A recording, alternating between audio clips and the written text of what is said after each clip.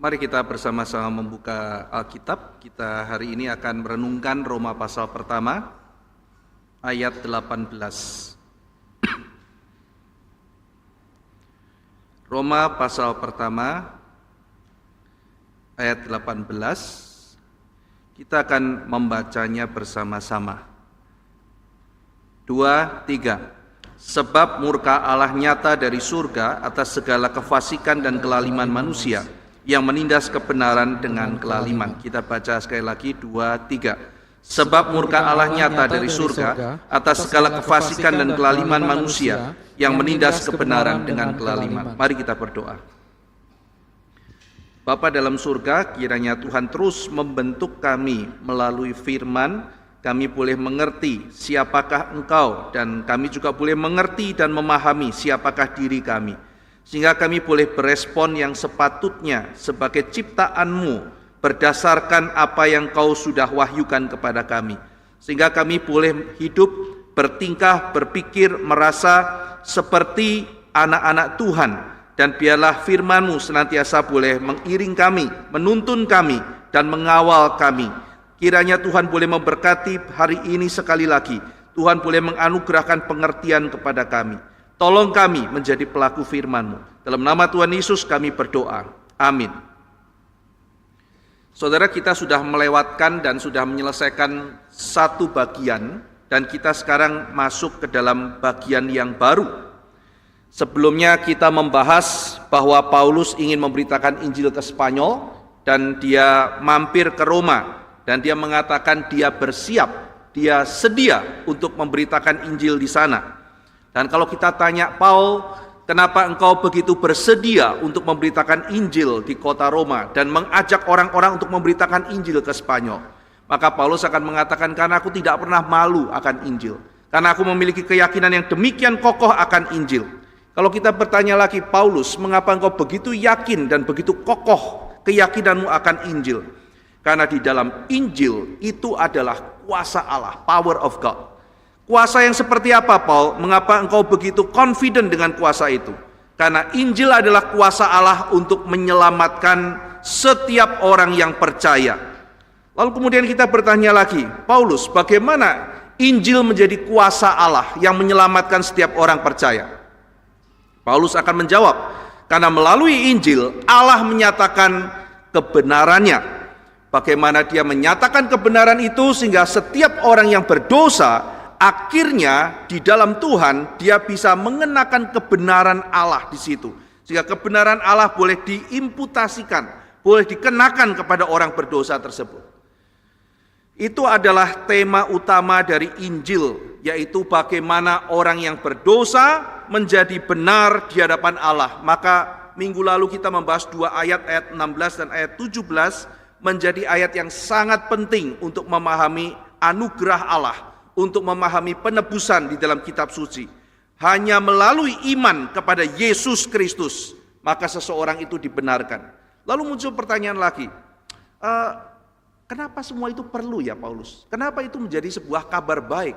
Mengapa kami sebagai manusia perlu mengenakan pembenaran Kristus itu? Apa perlunya itu buat kita? Mengapa Allah perlu membenarkan kita? Apa sebenarnya yang terjadi? Mengapa kamu perlu repot-repot untuk memberitakan semuanya itu?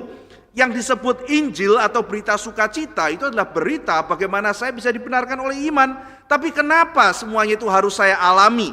Mengapa Allah harus inkarnasi? Mengapa dia harus mati di atas kayu salib? Mengapa dia harus menebus kita? Mengapa pembenaran yang kau katakan adalah satu-satunya jalan keluar? Sebenarnya apa yang terjadi? Dan kenapa engkau keliling-keliling, engkau sampai harus pergi ke Spanyol untuk memberitakan Injil? Kenapa semuanya itu harus terjadi?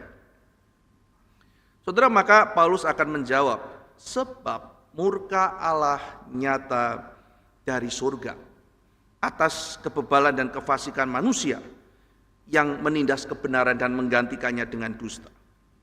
Oh, Allah marah.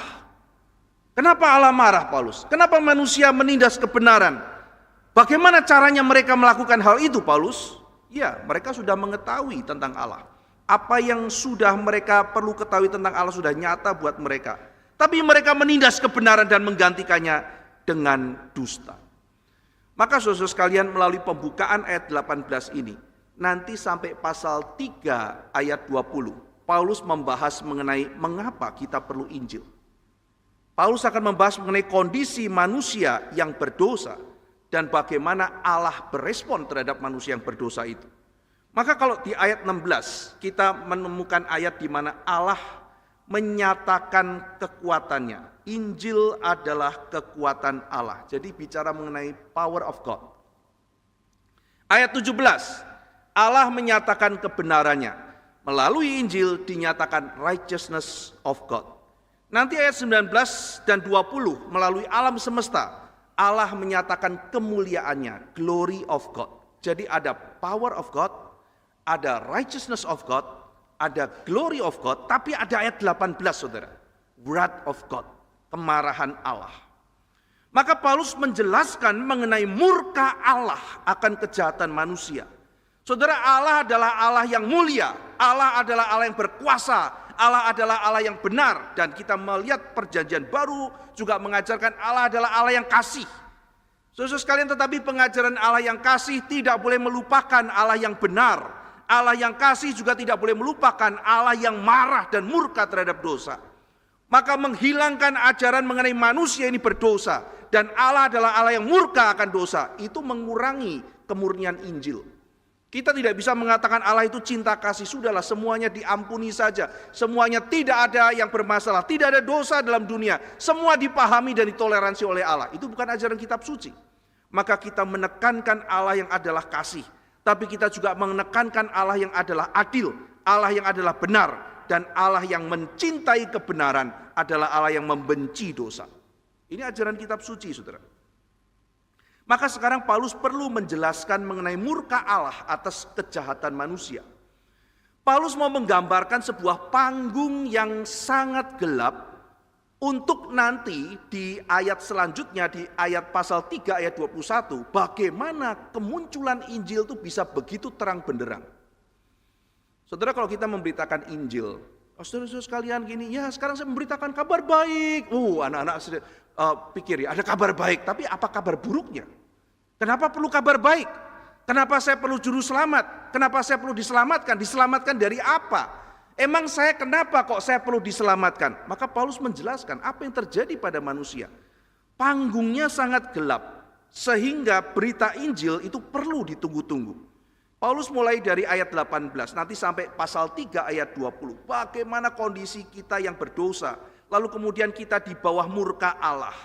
Maka saudara sekalian, Paulus menggambarkan manusia sebagai manusia yang sebetulnya memiliki pengetahuan akan Allah, tetapi tidak hidup sesuai dengan pengetahuan itu. Melainkan manusia menindas suara hati mereka, menindas kebenaran itu. Lalu kemudian mereka menggantikannya dengan dusta. Manusia sudah menekan suara dari Allah, mereka tidak hidup sesuai dengan kehendak Allah. Tetapi mereka merasa dirinya baik-baik saja. Tidak perlu kekurangan sesuatu apapun. Saudara, kalau kita melihat orang-orang yang sedang dalam kondisi makin lama makin parah, makin lama makin meninggalkan Tuhan, makin lama makin hidup dalam dosa. Waktu kita melihat mereka, kita mendoakan mereka. Bayangkan bapak ibu yang melihat anaknya sudah mulai mau hilang. Mereka mendoakan, mereka rajin berdoa. Tetapi orang yang sedang didoakan merasa fine-fine saja dan heran. Mama papa kenapa? Teman-temanku kenapa? Aduh, kamu sudah hampir hilang. Saya terus akan berdoa bersyafaat buat kamu. Buat apa? Orang-orang yang sedang membutuhkan Injil, membutuhkan Tuhan, membutuhkan pertobatan, merasa dirinya baik-baik saja. Maka Paulus perlu menjelaskan apa yang sedang terjadi pada diri manusia. Saudara, Tuhan Yesus sendiri mengatakan dia datang sebagai tabib, sebagai dokter. Dia datang untuk memberikan kesembuhan bagi mereka yang sakit. Dan Yesus mengatakan bahwa orang yang sehat tidak butuh dokter, tetapi orang yang sakit butuh dia. Oh, kalau begitu Tuhan Yesus mengajarkan ya bahwa ada orang-orang dalam dunia ini yang tidak perlu butuh Tuhan karena sudah sehat ya. Jadi ada sekelompok orang di dalam dunia yang butuh Tuhan Yesus, lalu ada sekelompok orang yang tidak butuh dia ya. Salah saudara, bukan demikian yang diajarkan Tuhan Yesus. Waktu Tuhan Yesus mengajarkan bahwa ada orang-orang yang membutuhkan dia, orang yang sehat tidak butuh dokter. Dia sedang berbicara pada sekelompok orang Farisi yang mengkritik Tuhan Yesus karena berkumpul dengan sekelompok orang yang disebut pemungut cukai dan sebagainya. Lalu kemudian Tuhan Yesus melihat bahwa orang-orang Farisi ini menganggap dirinya benar, self-righteous. Dan dalam kondisi seperti itu, pembenaran diri itu, mereka tidak merasa perlu datang kepada Kristus karena mereka merasa semuanya baik-baik saja. Maka Tuhan Yesus mengingatkan mereka, hanya orang sehat yang rasa tidak perlu dokter. Orang sakit perlu dokter. Bukan karena orang Farisi itu tidak sakit. Dia tidak merasa sakit. Saudara kalau tahu sebuah penyakit yang namanya sakit mah, maka saudara itu sangat jarang merasa lapar. Ini penyakit yang membuat kita merasa kadang-kadang, saya ingatnya sudah makan gitu ya. Sudah makan dan sebagainya. Tapi tiba-tiba saudara baru ingat, waduh ternyata saya lupa makan. Saya belum makan dan kemudian dihantam dengan penyakit yang rasa sakit yang lebih berat. Saya ada mah. Maka itu kadang-kadang rasa skip makan karena rasa sudah makan. Saya sudah makan belum ya? Kadang-kadang pikir waktu itu. Oh saya sudah makan. Terus kemudian lanjut enggak usah makan. Ketika sudah sore baru ingat, waduh kenapa sakit sekali. Oh iya saya lupa, saya belum makan. Nah jadi merasa kenyang belum tentu dia itu tidak lapar. Dia cuma merasa kenyang. Dan justru karena dia merasa sesuatu, itu menunjukkan bahwa dia sebetulnya sedang sakit. Saya tidak butuh makanan, saya cukup. Sebetulnya tubuhnya perlu nutrisi. Dia perlu makanan untuk menunjang. Tapi dia rasa tidak perlu apa-apa. Kenapa? Karena dia sedang sakit. Demikian juga orang-orang Farisi yang ditegur oleh Tuhan Yesus. Bukan dia tidak perlu dokter. Dia sangat perlu dokter. Tetapi kondisi pembenaran diri yang akut membuat mereka merasa tidak perlu Tuhan Yesus lagi. Demikian pada waktu masalah mulai muncul. Lalu kemudian menghantam kita dalam kehidupan. Kalau kemudian kita mengatakan saya tidak ada masalah, saya tidak ada kesulitan. Saudara-saudara sekalian, waktu masalah tidak diakui. Waktu masalah disangkali. Waktu kita merasa kita bisa dengan kekuatan sendiri menyelesaikan, maka akhirnya masalah itu tidak akan pernah selesai. Tidak akan pernah selesai. Ya orang sudah bingung, tolonglah dia. Ayo kita tolong teman kita ini. Teman kita perlu pertolongan. Tapi orang yang sedang mengalami kesulitan tidak mau ditolong. Oh saya bisa hadapi masalah ini sendiri. Saya bisa mengatasi sendiri. Jangan pernah cerita kesulitan kita pada orang lain. Lalu teman-temannya datang, kayaknya kamu perlu pertolongan deh. Ada apa? Cerita kepada kami mau membantu. Mungkin kami bisa mensarankan kamu ketemu orang-orang yang mempunyai keahlian di bidang itu. Oh tidak apa-apa, saya baik-baik saja. Jadi pada waktu kita menutup pintu untuk membuka diri, mengakui bahwa kita ada kesulitan, mengakui bahwa kita perlu ditolong, maka tidak ada solusi, saudara. Pada waktu kita mengakui memang ada masalah dan saya tidak sanggup menyelesaikan itu, maka pintu solusi mulai terbuka. Saudara, waktu kita sakit, kita juga seringkali merasa tidak perlu dokter, tidak perlu pertolongan orang lain. Ya kita pasti tidak akan cari dokter, saudara. Kalau kita merasa kita sehat, ya kita tidak perlu dokter. Demikian orang yang merasa dirinya baik-baik saja, mereka tidak butuh Tuhan. Saudara-saudara sekalian, maka tugas kita bukan melakukan diagnosa palsu terhadap manusia, tetapi menuntun manusia seperti Paulus untuk melihat kondisi diri mereka yang aktual, yang sebenarnya. Nah, maka sebelum Paulus masuk membahas mengenai anugerah keselamatan, Paulus mau menunjukkan betapa mereka itu perlu menerima Injil karena kondisi mereka. Kalau orang tidak rasa sakit, saudara ya, dibilang kamu perlu cek dokter, tidak apa-apa ini cuma pusing-pusing biasa gitu. Ceklah ke dokter, tidak apa-apa saya pusing biasa kok. Dia tidak perlu merasa pertolongan dokter, cukup dengan self-help pribadi dia. Saya minum obat sedikit, obat yang dijual di toko kelontong saya sudah sembuh. Pusing kamu tuh kayaknya bukan pusing biasa, ini mah saya sering kayak begini.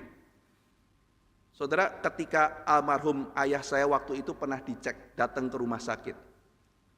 Dia kondisinya sangat sehat, lalu kemudian hanya cek saja, cek tensi. Kan kalau ke dokter biasanya cek tensi dulu kan saudara ya. Sebelum itu, saya agak pusing-pusing sedikit kata papa saya. Lalu ditensi, begitu ditensi tekanan darahnya 220, bawahnya berapa gitu saudara.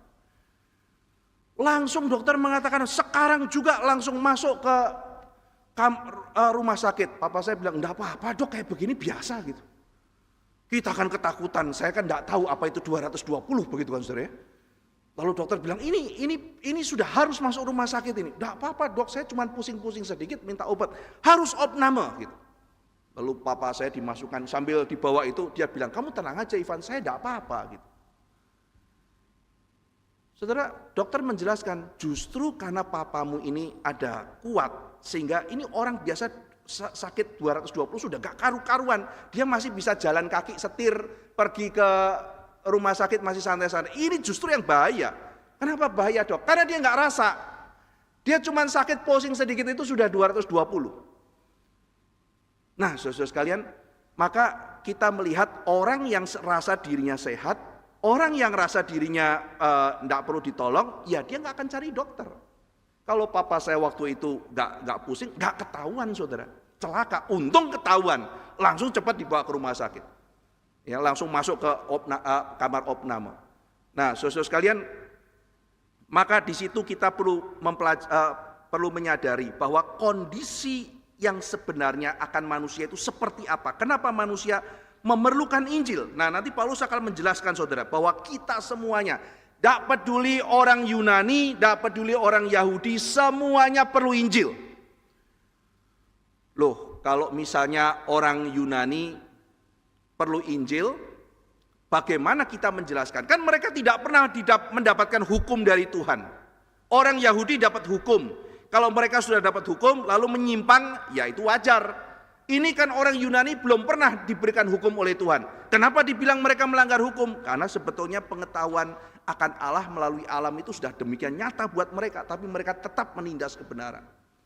Loh, kalau begitu ya sudah orang Yunani saja yang dihukum toh. Orang Yahudi kan keturunan Abraham, orang-orang baik. Kalau begitu orang Yahudi tidak perlu ada ketakutan mengenai dosa kan? Kami kan keturunan Abraham, kami punya Taurat. Paulus mengatakan, tidak peduli. Kamu keturunan Abraham, kamu orang Yahudi, tapi meskipun kamu sama mendapat akses pada Injil, tapi ketika kamu tidak hidup sesuai dengan kehendak Tuhan, kamu tidak diselamatkan. Lah kalau kayak begitu caranya, orang Yunani, orang Yahudi sama-sama dihukum dong? Iya, sama-sama dihukum. Sama-sama di bawah murka Allah. Loh kalau begitu, apa gunanya saya menjadi seorang Yahudi? Nanti kita akan masuk pelajaran itu.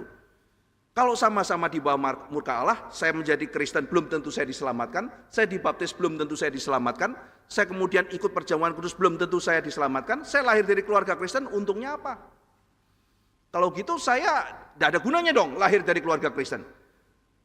Saya tidak ada gunanya dong lahir sebagai keturunan orang Kristen. Nah di sini nanti Paulus akan menunjukkan, tidak juga demikian. Dia akan menunjukkan bahwa baik orang Yunani, orang Yahudi sama-sama akan mendapatkan penghakiman Allah. Tetapi namun demikian, apakah keuntungannya orang Yahudi? Nanti di situ Paulus akan menjelaskan saudara. Tetapi intinya adalah nanti Paulus akan menjelaskan bahwa seluruh dunia ada di bawah penghakiman Allah. Dan sebagaimana Habakuk di ayat 17 melihat bangsa Kaldea yang akan datang untuk menyerbu. Kalau saudara membaca kitab Habakuk, hari Jumat nanti saya akan PA mengenai Habakuk, bagaimana Kaldea akan menyerang, mereka akan menghancurkan, tidak ada satu pohon yang berdiri katanya. Wah ngeri sekali, berarti tidak akan ada keselamatan buat bangsa saya. Bangsa saya mungkin akan habis, bangsa saya akan binasa. Kaldea kalau menyerang, Israel tidak akan ada lagi. Apa yang menjadi pengharapan saya? Maka Tuhan mengatakan orang benar akan hidup oleh iman. Tidak ada pengharapan buat kamu, kebinasaan ada di mana-mana. Kebinasaan akan menimpa kamu. Tapi ada satu hal yang kamu harus pegang dalam dunia ini. Apa yang menjadi pengharapan kamu? Orang benar hidup oleh iman. Dan itu yang dikutip oleh Paulus di dalam ayat 17. Kalau memang demikian kondisi saya, apakah ada pengharapan buat saya? Ada. Di mana pengharapan itu? Kalau saya memang adalah kondisinya demikian dan akan menerima murka Allah. Orang benar akan hidup oleh iman. Kita bertahan, kita hidup. Dan kita kemudian akan berbuah oleh karena iman yang dianugerahkan oleh Tuhan. Saudara sekalian, Allah murka akan kefasikan dan kelaliman manusia, demikian dikatakan oleh Paulus. Orang Yahudi, orang Yunani, mereka semuanya bersalah. Orang Yahudi meskipun disunat, orang Yahudi meskipun mendapatkan Taurat, tetapi mereka tetap adalah orang-orang yang berdosa, yang mereka harus mendapatkan murka Allah. Saudara, itu sebabnya maka Paulus bersiap memberitakan Injil. Kalimat ini sangat penting. Murka Allah nyata di surga, kesadaran bahwa Allah itu adalah Allah yang penuh kasih, tetapi kesadaran bahwa Allah juga adalah Allah itu marah, membuat kita tidak berani hidup sembarangan dalam dunia. Maka pengajaran kalau kita semua sudah, oh Allah itu pokoknya kasih kayak Sinterklas yang tidak pernah marah. Wah, kita akan hidup sembarangan dalam dunia. Saudara ingat ya, di dalam bagian lain bukan hanya di dalam kitab Roma. Nanti dalam kitab Korintus pun, di situ Paulus bicara mengenai Allah yang adalah adil. Maka di dalam perjamuan kudus misalnya, kalau kita tidak hati-hati, kita main-main, kurang ajar kepada Tuhan di dalam perjamuan kudus. Tidak heran, kata Paulus, di antara kamu banyak yang sakit bahkan mati. Disiplin dari Tuhan masih bekerja sampai hari ini, saudara. Maka kita harus mengajarkan dua hal itu kepada kita di tempat ini dan kepada anak cucu kita. Allah kita adalah Allah yang kasih, tapi Allah kita adalah Allah yang adil. Allah adalah Allah yang pengampun, tetapi Allah yang mengasihi orang benar adalah Allah yang membenci dosa. Ini ajaran Alkitab, saudara. Dan ini yang menjadikan dorongan Paulus untuk memberitakan Injil. Tuhan marah kepada dosa. Tuhan akan menghukum orang berdosa. Itu sebab saya akan pergi, saya harus memberitakan Injil. Karena aku diutus oleh Allah. Allah menggerakkan aku untuk mencintai sesama, supaya mereka tidak terus hidup di dalam dosa. Maka Injil harus diberitakan kepada mereka. Saudara sekalian, relasi antara Tuhan dengan manusia sudah rusak. Dan karena manusia sudah merusak relasi manusia dengan Allah, maka Allah akan murka dan menjatuhkan penghakiman pada manusia. Itu sebabnya maka dorongan Injil adalah untuk kemudian relasi itu dipulihkan. Karena kalau relasi antara manusia dan Allah sudah rusak, semuanya akan menjadi rusak. Relasi itu akan menjadi pusat petaka dan kehancuran manusia. Maka di sini Paulus memberitakan Injil bukan mulai dari kebutuhan manusia, tapi mulai daripada fakta bahwa relasi manusia dan Allah sudah rusak. Allah memurkai manusia berdosa. Itu sebab mereka perlu Injil.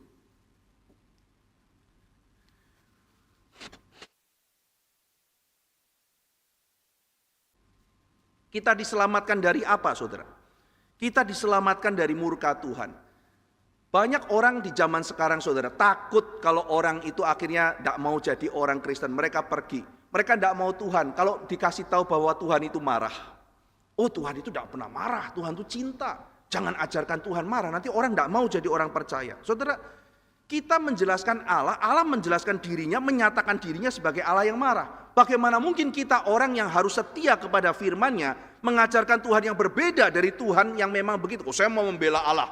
Saya mau kasih tahu bahwa Allah itu baik-baik. Loh, Allah yang marah adalah Allah yang baik. Allah yang marah adalah Allah yang kudus, adalah Allah yang baik. Maka kemarahan Allah jangan disamakan dengan kemarahan manusia yang seringkali takabur, penuh nafsu, penuh dendam, yang marah karena disenggol egonya. Bukan begitu kemarahan Allah. Allah adalah Allah yang suci. Maka Allah yang marah juga Allah yang suci. Allah adalah Allah yang baik, maka kemarahan Allah adalah manifestasi dari kepada kebaikannya. Nah, saudara sekalian, maka dari apa kita diselamatkan? Alkitab mengajarkan kita diselamatkan dari murka Tuhan atas dosa-dosa kita. Kalau misalnya kita tidak mengajarkan bahwa Allah adalah Allah yang murka terhadap dosa, Allah yang menghukum manusia yang berdosa, maka permisi tanya, kita diselamatkan dari apa? Oh, diselamatkan dari hidup yang tidak maksimal. Oh, diselamatkan dari kegalauan hidup kita. Oh, diselamatkan dari kebosanan. Oh, diselamatkan dari hidup yang penuh dengan penindasan dari masyarakat. Oh, diselamatkan dari kesepian dan kesendirian. Saya rasa kesepian, saya tidak punya teman. Oh, Allah menyelamatkan saya. Oh, diselamatkan dari rasa perasaan tidak mempunyai ambisi dalam kehidupan, kehilangan arah, tersesat. Oh, saya diselamatkan dari misalnya penindasan sistem yang ada. Oh, saya diselamatkan dari segala macam rasa tidak berguna di dalam dunia ini. Saudara, akhirnya muncul hal-hal semacam itu. Keselamatan-keselamatan versi eksistensial, keselamatan-keselamatan ala psikologis. Perasaan-perasaan psikologis yang perlu dibenarkan, diselamatkan dari kesia-siaan, diselamatkan dari kecemasan, diselamatkan dari kehilangan pengharapan dan sebagainya. Tetapi Alkitab mengajarkan, dan ini sebabnya menjadi motivasi kita untuk memberitakan Injil. Saya memberitakan Injil karena Allah murka pada dosa. Saudara, bukankah kita pernah mendengar bahwa di El Moody selalu berdoa dan dia mengatakan, aku mau memberitakan Injil. Karena bagaimana mungkin saya bisa mengasihi orang kalau orang tiap hari ada di bawah murka Tuhan dan mereka akan masuk neraka. Saudara, kalau kita tidak punya belas kasihan dan kita tidak percaya hal ini, tidak heran penginjilan zaman sekarang bukan menjadi sesuatu yang prioritas. Tidak heran bahwa orang tidak lagi menyatakan cinta kasih dengan memberitakan Injil kepada orang lain. Karena buat mereka selamat itu cuma masalah maksimal tidak maksimal kok. Selamat itu masalah pengembangan diri kok. Selamat itu masalah cemas gak cemas kok. Dia pergi ke mungkin psikiater atau pergi ke orang apa atau pergi ke motivator mungkin bisa memberikan efek-efek yang mirip dengan yang diharapkan. Tidak perlu dia mendengarkan Injil Kristus Yesus. Tetapi ketika kita kembali kepada kitab suci, bahwa diselamatkan adalah diselamatkan dari murka karena keadilan Tuhan yang membenci dosa dan akan menghakimi orang yang berdosa. Maka di sini tidak bisa tidak kita akan menjadi seperti Paulus yang rindu dan selalu rajin untuk memberitakan Injil. Allah adalah Allah yang suci dan dia tidak bisa membiarkan kejahatan. Saudara, Michael Horton, seorang yang pernah diundang ke sini ya, lalu kemudian membawakan firman, membawakan sesi juga dalam Revo 500 dan mengajar di STT dan sebagainya, menulis satu buku diterjemahkan dalam bahasa Indonesia, judulnya Christless Christianity. Kekristenan tanpa Kristus, Momentum sudah terjemahkan. Dan di dalam buku Christless Christianity, dia menceritakan pengandaian yang dibuat oleh seorang bernama Donald Barnhouse. Jadi Barnhouse itu pernah berspekulasi ya, dia pikir kalau setan menguasai Philadelphia, maka kira-kira apa yang terjadi? Saudara kalau membayangkan ya, waduh, setan menguasai Jakarta, apa yang terjadi? Wah, di jalan-jalan tuh orang tembak-tembakan. Di jalan-jalan tuh ada orang naik sepeda motor, terus kemudian ada orang bawa golok diseret, seret, gitu kan ya. Dan itu akan kejadian tiap hari seperti itu, gitu kan. Lalu kemudian penculikan di mana-mana, keluar rumah ditodong, diculik gitu ya. Lalu ada, ya itu kira-kira kalau setan menguasai jalan-jalan di Jakarta. Tapi menarik saudara, Donald Barnhouse mengatakan demikian ya. Kalau setan menguasai Philadelphia, jalan-jalan akan aman. Orang akan saling menyapa. I see sky of blue and clouds of white. Saudara kalau dengar lagu itu kan udah kayak setengah di surga ya. Aku melihat orang-orang tersenyum, bayi lahir, wah indahnya dunia. What a wonderful world, gitu kan ya. Louis Armstrong ya, lagu yang indah sekali. Saudara-saudara sekalian, dikatakan gereja akan penuh gitu. Waduh, jalan-jalan akan aman, orang saling menyapa, gereja akan penuh, tapi Kristus yang sejati tidak diberitakan. Karena kuncinya itu saudara, Kristus yang sejati tidak diberitakan. Maka kita sering menjadikan Kristus seperti apa yang menjadi hasrat kita. Tuhannya, Kristusnya boleh diberitakan. Tapi jangan Kristus atau Tuhan yang seperti dalam kitab suci. Beritakan Kristus dan Tuhan seperti hasrat saya. Termasuk Tuhan yang marah terhadap dosa. Itu adalah Tuhan yang tidak sesuai dengan hasrat saya. Maka karena Calvin mengatakan bahwa hati saya ini penuh dengan berhala, maka seringkali kita mungkin tidak menolak Kristus, tapi kita meredefinisi Kristus. Kita meredefinisi Tuhan supaya makin cocok sama kita.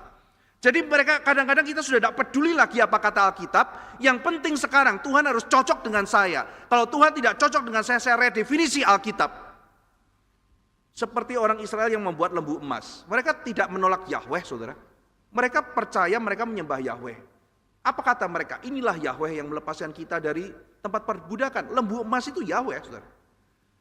Jadi Yahweh yang lebih cocok buat mereka ya lembu emas. Maka mereka berani mengatakan bahwa lembu emas itu adalah Tuhan yang melepaskan mereka dari tanah perbudakan. Itu sebuah penghinaan. Maka kita juga seringkali melihat hal itu terjadi. Kita meredefinisi. Mereka menyebut nama Tuhan, mereka menyebut nama Kristus. Tetapi kalau saudara perhatikan teologi mereka, Kristusnya berbeda seperti apa yang diajarkan Alkitab. Tuhan yang sesuai dengan gambaran atau agenda kita. Tuhan yang diredefinisi seperti lembu emas. Seperti Petrus ketika melihat Kristus dan berusaha meredefinisi Yesus seperti hasratnya. Jangan naik ke atas kayu salib. Itu Yesus di dalam definisi Petrus. Kamu nggak boleh kalah, kamu harus menang dalam pengertian saya, bukan menangnya kamu. Bukan menangnya Tuhan, tapi menangnya saya. Dan Tuhan Yesus mengatakan, "Nyah engkau iblis." Dia tidak membiarkan dirinya diredefinisi oleh Petrus. Petrus, kamu harus memahami saya berdasarkan kitab suci. Kamu tidak boleh memaknai saya di dalam pengertian kamu, tidak bisa. Saudara sekalian, gereja mengkhotbahkan tokoh-tokoh ideal, moral yang luar biasa, tapi kita harus hati-hati, jangan sampai kita lupa menekankan pentingnya pertobatan, bahaya dosa, mengerikannya murka Tuhan.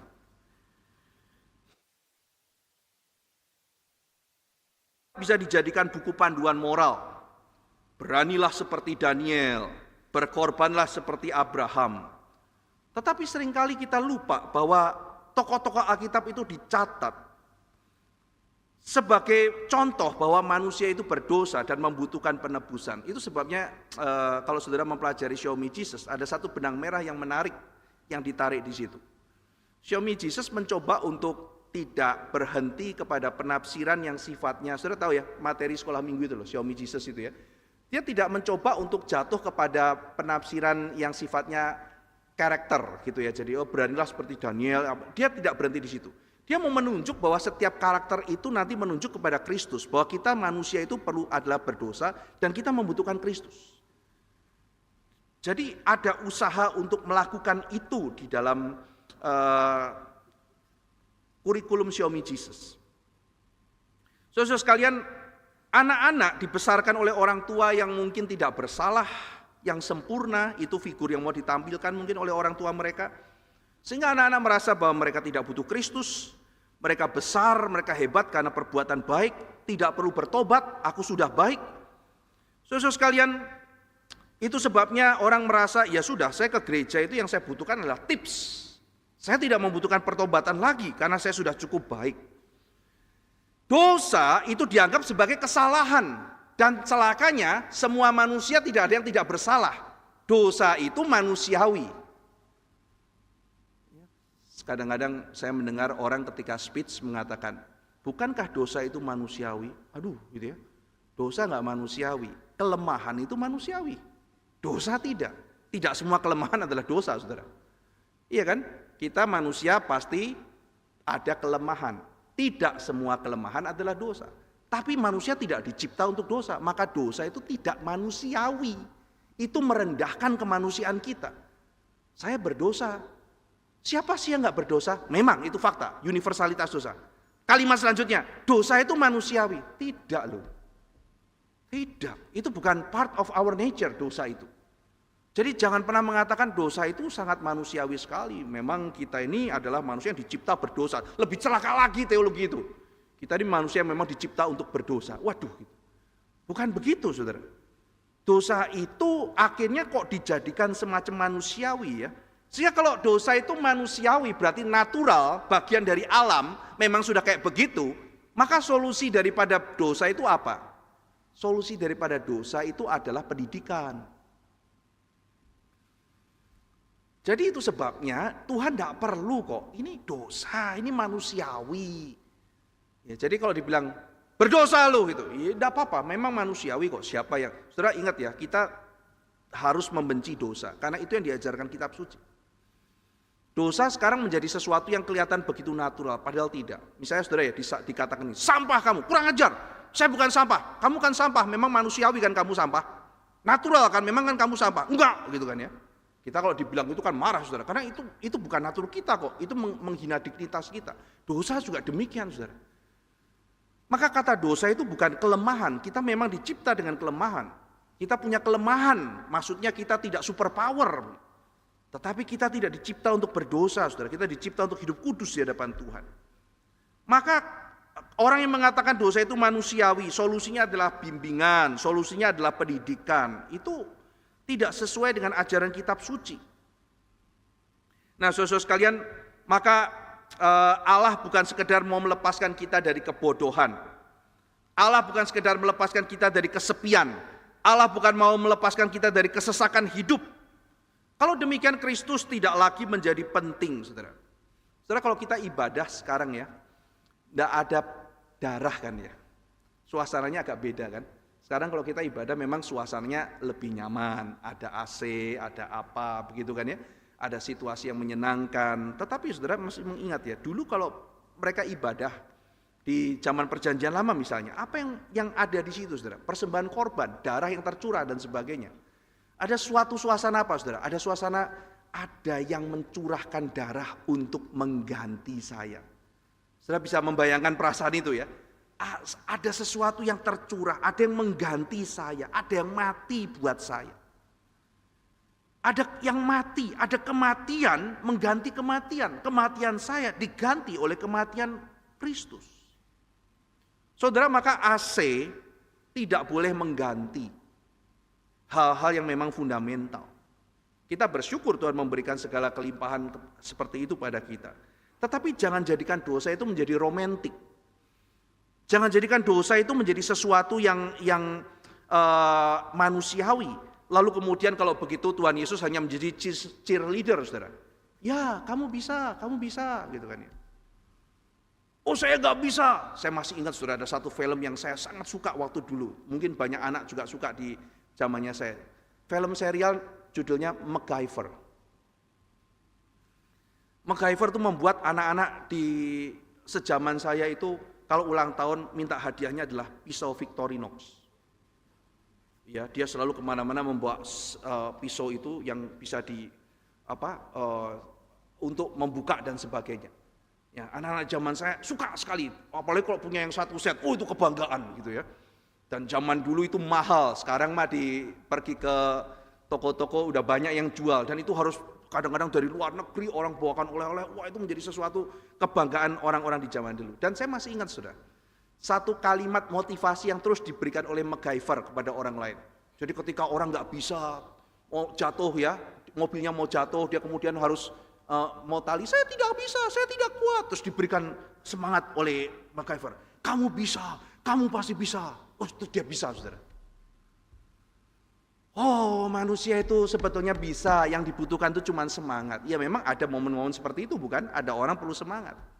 Tetapi masalah manusia dosa dan keselamatan itu bukan, Yesus bukan sekedar jadi cheerleader yang mengatakan, ayo kamu bisa, yuk kurang maksimal, sedikit lagi pasti bisa. Bukan begitu saudara. Kalau gitu apa artinya keselamatan? Apa artinya Yesus datang ke dalam dunia? Tidak ada artinya. Kalau selamat hanya masalah dorongan dan inspirasi. Maka pemuridan menjadi dangkal. Kenapa saudara? Oh, diselamatkan oleh Kristus. Dari apa sih? Diselamatkan dari hidup yang tidak maksimal, diselamatkan dari kehampaan. Jadi percaya Yesus itu kayak add friends gitu loh saudara, kalau di media sosial gitu. Ya, Kristus jadi yang lemah lembut, kekasih jiwa, yang romantis, ya kan? Terapis bagi kegalauan kita gitu. Ya, saya tidak menyalahkan saudara, relasi kedekatan manusia dengan Tuhan seperti seorang kekasih itu kan muncul juga di dalam kitab Mazmur dan sebagainya, tapi bukan cuma itu. Tuhan kekasih jiwaku, lalu kemudian terapi bagi kegalauanku, Kristus BFF, ya kan? Best friend forever gitu. Ya, dia best friend kita saudara, tapi bukan cuma itu, dia melepaskan kita dari murka akibat dosa kita. Saudara Reinhold Niebuhr mengatakan, ada sekelompok orang yang mau memberitakan Tuhan tanpa kemarahan, yang membawa manusia tanpa dosa masuk dalam kerajaan tanpa penghakiman melalui pelayanan Kristus tanpa salib. Sekali lagi saudara, ada orang-orang yang memberitakan Tuhan tanpa kemarahan, yang membawa manusia tanpa dosa masuk dalam kerajaan tanpa penghakiman melalui pelayanan Kristus tanpa salib. Dan Niebuhr menghadapi sekelompok orang yang terus mengatakan Allah itu kasih, Allah itu kasih, Allah itu kasih, tapi mengabaikan semua pengajaran kitab suci yang lainnya. Saudara sekalian, memang kita hidup di zaman di mana ketika kita mengatakan Tuhan itu marah, itu tidak relevan saudara. Karena di zaman ini bukan Tuhan yang sedang marah pada manusia, tapi manusia yang sibuk marah-marah dan komplain pada Tuhan. Jadi mengatakan Tuhan itu marah, saya tidak maulah percaya kalau gitu. Harusnya saya yang marah sama Tuhan, bukan Tuhan yang marah sama kita. Orang itu bukan mengatakan Tuhan ampuni aku karena engkau kecewa padaku. Saya kecewa sama Tuhan. Kan begitu saudara. Kadang kalau dengerin itu anak-anak kecil-kecil ya, remaja-remaja bisa, saya kecewa sama Tuhan. Kurang ajarnya gitu ya. Siapa kamu berani kecewa sama Tuhan? Saudara, pada waktu terjadi gempa bumi di Jogja, kami melayani langsung dengan tim aksi kasih waktu itu datang ke lokasi. Saya dengan Pendeta Lim Kok Han. Pada waktu itu ada sekelompok orang yang sudah sepuh, sudah senior, kumpul sama-sama, kita sedang diskusi mau membangun apa untuk mereka, kita punya rencana membangun WC sementara, tapi kita mau rundingan dulu apa yang mereka perlukan, apakah perlu tenda atau perlu apa. Lalu kemudian pemuka masyarakat ketemu kita, bicara, lalu mengatakan kalimat yang luar biasa. Ini orang senior, saudara. Doakan kami bapak-bapak, supaya kami eling, lan nyebut. Ini filsafat Jawa ya. Eling selalu ingat, nyebut. Selalu menyebut nama Tuhan. Supaya kita tabah menghadapi kesulitan ini. Supaya setiap orang melihat dosanya masing-masing dan memperbaiki diri. Kiranya Tuhan tidak kecewa pada kami. Dan kami boleh menjadi umat yang lebih baik. Waduh, saya dengar kalimat itu ya. Tidak ada yang marah. Kalau Tuhan ada, kenapa desa kami hancur? Tidak ada kalimat begitu, saudara. Doakan kami ya bapak-bapak, supaya kami lebih rendah hati, lebih waspada, eling, nyebut. Supaya kami bertobat dari dosa-dosa kami. Supaya kami menjadi pribadi yang lebih baik. Kami mau menerima ini, kami mau menjadi lebih baik. Di hadapan Sang Pencipta, di hadapan bencana, mereka tidak mengucapkan kalimat, saya kecewa sama Tuhan. Tetapi Tuhan kecewakan engkau kepada kami. Saudara, tapi sayangnya kita tidak hidup di dalam zaman worldview seperti itu. C.S. Lewis mengatakan, kalau sekarang ada tahta pengadilan, lalu ada orang yang diadili. Dulu Tuhan di tahta pengadilan, manusia diadili oleh Tuhan. Tapi sekarang manusia mau membalik. Manusia rame-rame mau mengadili Tuhan. Itu semangat zaman kita, saudara. Semangat zaman kita adalah Tuhan harus customize untuk kita. Tuhan harus menyesuaikan diri untuk kita. Kalau Tuhan tidak menyesuaikan diri pada kita, saya kecewa dan saya tidak mau pakai. Karena saya konsumen, konsumen itu raja. Dan raja boleh berbuat apapun. Wah, saudara, celaka kalau spirit konsumen dipakai di dalam relasi manusia dengan Tuhan. Jadi sekarang bukan orang tua yang marah pada anak, bukan. Tapi anak yang marah-marah dan orang tua ketakutan sama anaknya. Zaman kita begitu, saudara. Dulu orang tua marah sama anak. Sekarang anak yang marah sama orang tua. Yang komplain-komplain sama orang tua. Merasa anak orang tua saya tidak benar ini dan itu. Kurang cocok buat saya dan sebagainya. Dan seperti itulah sekarang, saudara, semangatnya sekarang manusia kepada Tuhan. Lalu kita mengatakan Tuhan marah. Oh ya sudah, Tuhan marah, marah saja, saya pergi. Lalu kita ketakutan, oh kita bikin cozy place, kita bikin cozy worship, kita bikin segala sesuatu, bikin orang tuh nyaman, bikin orang tuh seneng. Lalu kemudian dia mau jadi orang Kristen, gak usah beritakan mengenai Allah yang marah. Celaka, saudara, kalau begitu caranya. Waduh, beritanya kita sunat, bukan? Kita potong. Berita Injil yang sepenuhnya, saudara. Allah itu kasih, Allah itu mengampuni, Allah itu menyembuhkan. Tetapi Allah adalah Allah yang marah. Kita harus beritakan semuanya. Saudara sekalian, seluruh nabi dalam perjanjian lama sampai Yohanes Pembaptis berbicara mengenai murka Tuhan. Yohanes Pembaptis mengatakan, lihatlah kapak sudah disiapkan untuk potong. Ada berita penghakiman, saudara. Ada berita pengharapan, ada berita penghakiman.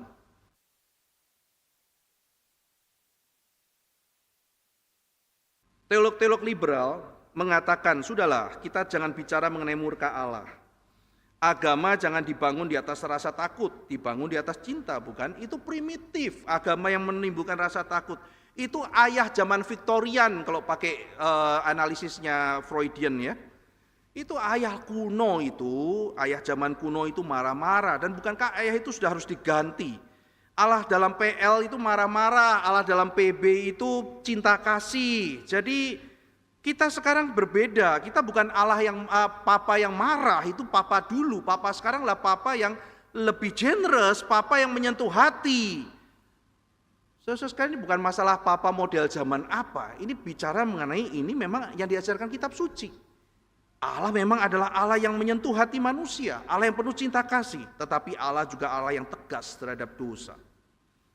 Saudara sekalian, saya masih ingat ketika ikut sebuah pelatihan penginjilan, lalu kemudian pembina saya itu ketika saya masih remaja, lalu kemudian ketika masih SMA itu di training untuk memberitakan Injil, dan saya masih ingat sekali pembina saya mengatakan, kita kalau ketemu orang jangan langsung bicara mengenai salib. Lah terus bicara apa? Bicara berkat. Orang baru mau jadi Kristen diceritain kamu dosa salib, enggak mau jadi Kristen. Oh jadi gimana? Lu mau berkat enggak? Lu mau kelimpahan enggak? Lu mau jodoh enggak? Bicara berkat dulu. Jangan bicara mengenai korban dulu. Ceritain semua yang enak-enak. Setelah masuk gereja baru diceritain yang enggak enak. Saya pikir-pikir di training, saudara, kita di training. Jadi ketika nanti membawakan firman juga, saudara sekalian, Tuhan itu baik, dia mengerti kesulitan hatimu, dia apa, di training. Saya pertama sekali, dua kali masuk akal juga ya, powerful loh kayaknya. Orang-orang tertarik. Tapi ketika saya baca kitab suci, loh Tuhan Yesus ngomong loh, lo mau ikut saya, serigala punya lubang, burung punya sarang. Aku anak manusia tidak punya tempat meletakkan kepalaku. Pikir baik-baik. Yesus bilang kalau orang mau ikut perang, dia timbang baik-baik. Orang mau ikut saya, kamu sudah perhitungkan belum untung ruginya? Maksudnya sudah siap belum untuk misalnya kalau menghadapi kesulitan ketika ikut aku? Loh Tuhan Yesus di awal sudah kayak begini loh saudara. Orang mau ikut dia diceritain sehingga ya kamu ikut, pergi. Tuhan Yesus tidak pernah menipu manusia, dia menceritakan apa adanya, semuanya diceritakan. Lah kok sekarang pakai strategi begini? Wah saya pada saat itu mengatakan ini meskipun kelihatan powerful, saya tidak mau ikut seperti ini. Karena metodenya tidak alkitabiah. Alkitab mengajarkan bahwa manusia berdosa. Alkitab mengajarkan bahwa Allah marah. Tapi Allah juga adalah Allah yang mengasihi. Dia turun ke dalam dunia, mati di atas kayu salib. Semuanya harus diajarkan. Saudara sekalian, itu sebabnya Allah yang kasih adalah Allah yang adil. Dua-dua harus kita ceritakan. Bagaimana Allah yang adil, tapi Allah yang penuh dengan cinta kasih. Saudara sekalian, itu sebabnya di dalam kitab Roma saja 10 kali Paulus bicara mengenai murka Allah. 10 kali. Nanti saudara hitungin ya, ada 10 kali. Di bagian yang kita singgung ini nanti ada 3 ya. Pasal 1 ayat 18, pasal 2 ayat 5, pasal 2 ayat 8. Ditambah lagi nanti pasal 3, ada 4 ya. Pasal 3 ayat 5, nanti bicara mengenai murka Allah. Dan ada ayat-ayat yang menunjukkan murka Allah sekaligus kasih Allah. Itu tidak bisa dilepaskan, keadilan dan cinta kasih. Roma 5 ayat 8 dan 9. Ini ayat terkenal sekali ya saudara ya. Roma pasal 5 nanti kita akan masuk bagian situ. Saya bacakan ayat 8 mengenai cinta kasih ya. Akan tetapi Allah menunjukkan kasih-Nya kepada kita oleh karena Kristus telah mati untuk kita ketika kita masih berdosa. Ini ayat terkenal kan? Menunjukkan cinta kasih Tuhan kan? Ayat 9. Lebih-lebih karena kita sekarang telah dibenarkan oleh darah-Nya, kita pasti akan diselamatkan. Dari apa? Dari murka Allah. Sekali lagi ya. Ayat 8 bicara mengenai cinta kasih. Ayat 9 bicara mengenai keadilan. Lebih-lebih karena kita sekarang telah dibenarkan oleh darah-Nya. Tadi saya menjelaskan kita diselamatkan dari apa saudara? Diselamatkan dari murka Allah. Ayatnya mana Pak? Roma pasal 8 ayat 9. Kita pasti akan diselamatkan dari murka Allah. Itu yang menjadi motivasi kita memberitakan Injil. Allah yang suci, Allah yang adil, Allah yang baik, maka ada marah yang berdosa, marahnya manusia. Tetapi marah manusia ketika meneladani, merefleksikan kemarahan Allah. Allah yang suci, Allah yang baik, Allah yang adil, Allah yang marah. Maka ada kemarahan yang adil, ada kemarahan yang suci, ada kemarahan yang benar. Saudara sekalian, Tuhan marah terhadap apa? Dikatakan di dalam bagian ini, Tuhan marah akan 2 hal. Yang pertama, kefasikan manusia. Yang kedua, kelaliman manusia. Kita akan sedikit membahas, lalu kemudian kita akan tutup pada hari ini. Ada 2 hal ya. Yang pertama yang disebut kefasikan. Ini bahasa aslinya asebeia. Asebeia, A tidak, sebeia itu adalah sebuah kewajiban untuk hidup saleh, untuk menyembah kesalehan atau ibadah atau penyembahan. Asebeia berarti tidak mau hidup saleh, tidak mau hidup bagi Tuhan, tidak mau menyembah. Asebeia. Ini yang diterjemahkan bahasa Indonesia menjadi kefasikan. Yang kedua kelaliman, adikia. Dikayosune, ya kan? Adikia itu tidak bersikap adil, tidak bersikap tegak, tidak bersikap lurus. Artinya kita menyeleweng, kita melanggar hukum, melanggar aturan. Jadi kalau dikatakan asebeia, kepada Tuhan kita melawan. Adikia, kepada sesama kita merugikan. Jadi di sini kita melihat Tuhan marah akan dosa-dosa manusia. Yang pertama dibereskan harusnya adalah relasi manusia dengan Allah. Bagaimana engkau seharusnya pada Allah, engkau punya pengetahuan akan Allah. Saya tidak mau menyembah, saya tidak mau taat. Asebeia. Bagaimana terhadap peraturan Tuhan, terhadap bagaimana hukum dengan sesama. Adikia, saya langgar, saya tidak setia pada janji, saya melawan apa yang seharusnya saya lakukan. Maka saudara-saudara sekalian, asebeia dan juga adikia.